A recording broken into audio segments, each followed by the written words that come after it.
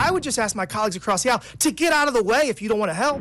We're going to save this country with or without you. You can kick and scream all the way, or you can get out of the way. I prefer the former. My Democrat colleagues have continued that trend by using their time to bash Elon Musk instead of discussing ways to work together to advance a bipartisan cornerstone of President Trump's agenda, the mission to finally eliminate waste, fraud, and abuse. Right now, they have relinquished their constitutional duties over to an unelected bureaucrat, someone who no one went out to vote for. And absolutely, he is occupying the Oval Office, as we saw yesterday. In the last Congress, Chairwoman Green literally showed in our oversight congressional hearing. So I thought I'd bring one as well. Now, this, of course, we know is President Elon Musk. He's also the world's richest man. Our weight because we have such a massive problem right now. But I would just ask my colleagues across the aisle. Last election, he has billions of dollars in conflicts of interest, and we know went out to vote for. And absolutely, he is occupying the Oval Office. Far too much of what you said he was doing. Went out to vote for. And absolutely, save this country with or without you. You can kick and scream all the way, or you can get out of the way. I prefer the. You talked about pandemic fraud. I have a bill that would cause the IRS to share data with the Small Business Administration and the FBI and the Department of Justice that would show that you were ineligible for PPP loans and you got them. So I think that would save probably $100 billion. Do you think that we should go back and take money away from people that fraudulently got COVID money?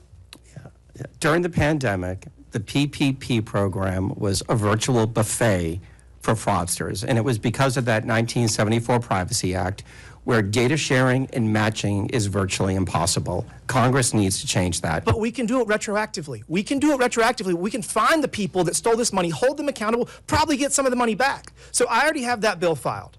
That bill, I think, would probably get $100 billion. So now we got enhanced identity verification, enhanced income verification that has been proven in Missouri. It does work. So I'm working on that bill. We're going to drop it soon. That's $200 billion. There's a competition in Congress. I think we should have a competition on this committee. I got $300 billion in savings proposed. We got to all pull our weight because we have such a massive problem right now. But I would just ask my colleagues across the aisle to get out of the way if you don't want to help. If you don't want to help right the fiscal ship in this country, get out of the way. Stop filing lawsuit after lawsuit. We do not have the financial ability to continue down this path, and we're going to save this country with or without you. You can kick and scream all the way, or you can get out of the way. I prefer the former. Thank you, Madam Chair. Thank you very much, Madam Chair, and I want to also thank you for convening this hearing. I think it's incredibly important, and I want to thank our witnesses for appearing before us today. Like another member of this committee, I too was once an employee of the Executive Office of the President. I worked in President Trump's White House from the very first to very last day of his first term, and I saw firsthand how entrenched and resistant the federal bureaucracy was to his agenda. So it's no surprise that today a few of my Democrat colleagues have continued that trend by using their time to bash Elon Musk instead of discussing ways to work together to advance a bipartisan cornerstone of President Trump's agenda, the mission to finally eliminate waste, fraud, and abuse. And I just took a rudimentary count of the Dems' testimony, or rather comments today, and I've got 27 mentions of Elon Musk and 3 mentions of waste. And I don't know if that's, in fact, the right count. Encourage anybody to fact check me, but I think it illuminates and illustrates one of the problems that we're facing, which is a lack of bipartisan effort to address these critical things that, waste, fraud, and abuse is something that should be bipartisan. The chair noted that in her opening remarks. I now recognize the gentlewoman from Texas, Ms. Crockett, for 5 minutes. Thank you, Madam Chair. And Mr. Talcove, I'm just going to go ahead and pick up where you left off really quickly. Just to be clear, the upgrades that you're talking about as it relates to our data processes, these aren't things that would be free, are they? They would cost some kind of money. Not looking for a number, but they will cost, correct? some are free and some would cost money. Okay. All right. So I just want to leave it there because we've had a number of these hearings. So I do want to be clear, before the Trump administration came in, this committee did exist in the form of the Oversight Committee, and our task is to root out waste, fraud, and abuse. In that vein, we had a number of hearings, at least last term. I can't speak for any other term as I'm only in my sophomore term, and we dealt with improper payments. And interestingly enough, our chairwoman, who is so passionate about this today, she missed every single one of those improper payment hearings. But just to be clear, I was there, so I don't want anyone to believe that Democrats just come to work and don't plan to do work. In fact, I'm trying to figure out exactly what it is that the Republicans believe our job is, because right now they have relinquished their constitutional duties over to an unelected bureaucrat, someone who no one went out to vote for. And absolutely, he is occupying the Oval Office, as we saw yesterday. And that is a first for me, to see someone occupying the Oval Office who's never actually been elected to the Oval Office and actually answering more questions than the person that allegedly got elected. But for whatever reason, this is the first time we're having a DOGE Subcommittee hearing, and that guy's not here. Instead, we have y'all. So I do want to thank you for coming. But I will say this. It's also interesting to me that in the first few days of DOGE existing, we know that they are trying to get rid of the Department of Education, USAID, Consumer Financial Protection Bureau. They're laying off FAA workers. They are going after the FDA, the CDC, the HHS, the FBI agents, and they're talking about getting rid of FEMA. And they brought y'all in. And I am going to say that I actually was shocked that there was only one person that seemed like he was an overt Trumper as you laid out your opening remarks, because I anticipated that at least one of y'all would say, yes, what Elon is doing is exactly what we would prescribe. But instead, I will applaud you because you actually were focused. You talked about what the American people are looking for us to do. We've actually consistently on this side of the aisle promoted this idea of making investments into technology so that we can do things such as, say, look at the Department of Defense. The Department of Defense that takes up approximately 50% of our discretionary income, or our discretionary spending. Approximately 50% goes to Department of Defense. Department of Defense has not been able to pass an audit in the last 6 audits, and we're not talking about pennies. I understand that we want everything to be perfect, and if we could get all waste, fraud, and abuse out, that would be fantastic. But let me talk about the big numbers. The big numbers are on that side. When we look at, say, our entire workforce, our federal workforce, as we're trying to somehow fire all of them, they don't even make up a total of 5%.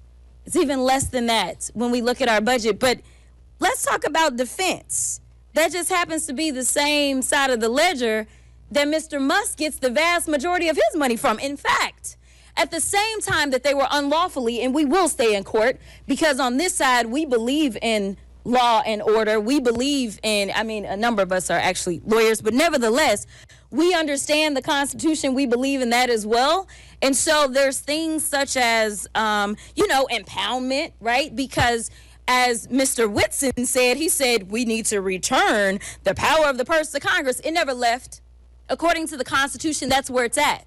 Now, I know that people are confused right now because for whatever reason, we had a guy that went in, and you talk about people invading our data. Listen, people said that they were upset about TikTok, but I'm upset about the guy that runs Twitter, who for sure is doing nefarious things, because I don't understand, if you are trying to conduct audits and figure out where the waste, fraud, and abuse is, I don't know why you would go to some tech guy. In fact, it was only techies that were sitting there at inauguration. We didn't have auditors. I would welcome auditors to come in and do forensic audits. In fact, he sat there in the Oval Office yesterday and he admitted that he was lying, and he was using his propaganda machine to do it when he said that we sent millions of dollars to Gaza for condoms. That was a lie. So let me tell you something. The gentlelady's time has expired. It's time for the us gentlelady's to do our time has job expired. and rein in this rogue actor known The gentlelady's as time Elon has expired.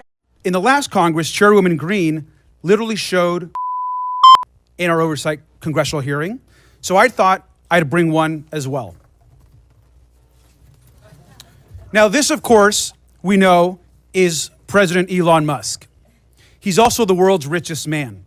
He was the biggest political donor in the last election. He has billions of dollars in conflicts of interest, and we know that he is leading a power grab, also abided by and encouraged by Donald Trump and, of course, the chairwoman, Congresswoman Green.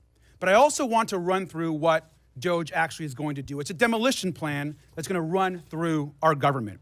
DOGE is trying to abolish the Department of Education. That means opportunities denied to kids. It means you're ripping away opportunities for children with disabilities who are dependent on this money. You're also halting medical research, which is also critical, which we have to also stop. The idea that we are going to eliminate or destroy the Department of National Institutes of Health, NIH, is crazy. Let's talk about the Department of Labor. We're talking about protections for working people across this country, where people can actually complain about abuses their companies are making against them and their coworkers. Workers are now going to be in danger. And let's also talk about the Consumer Financial Protection Bureau, another huge issue for us. Think about the scammers and fraudsters that will be empowered across this country because Elon Musk wants, essentially, these companies have more power over consumers and over people across this country. Look at the Centers for Centers for Medicare and Medicaid Services. That is actually what's being discussed partly today. Healthcare, we're talking about being denied to millions of poor people, working class people across this country. And now, of course, they're on to their largest target, the US Social Security Administration. We're talking about the destruction of the actual social safety net in this country. We know that 1 in 5 Americans collect Social Security, seniors, disabled people. This entire plan is about hurting the American social safety net and destroying our institutions. And it's important that we actually call out what is happening at this subcommittee. This is not about working with the richest man on the planet. This is actually about empowering. This committee wants to empower the richest person in the world to hurt people so they can take all of this money that they so-called want to save and then give it to themselves, their companies, and their billionaire friends. The gentleman from South Carolina, Mr. Timmons, for 5 minutes. We also know, of course, that Elon Musk is sending his unqualified DOGE staff to carry out this agenda across all these agencies. And in some cases, actually teenage staffers. No accountability, no experience, and problematic records. They're trying to rob you, and they're probably a minor.